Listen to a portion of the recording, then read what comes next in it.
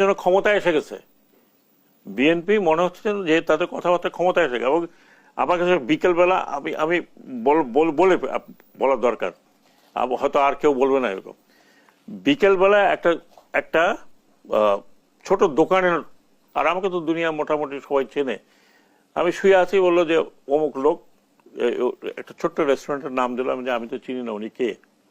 আমি গেলাম, কথা বললাম, বললো স্যার আমাদের কাছ থেকে চাঁদা দাবি করতে আসছে।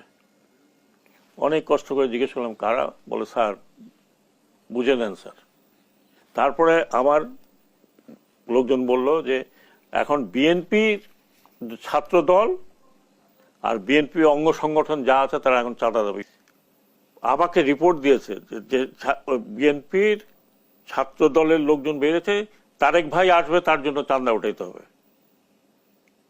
মানে তারেক রহমান আসবেন দেশে, তার জন্য চাঁদা উঠাইতে হবে রিসেপশন। দোকানে দোকানে যাচ্ছে। আমি এক দোকানদারকে বললাম ধরে পিটিয়ে দেন। এখন বিএনপিও একটা বড় পার্টি, তারাও দেশ পরিচালনা করেছে। আমি বিএনপিকে অনুরোধ করব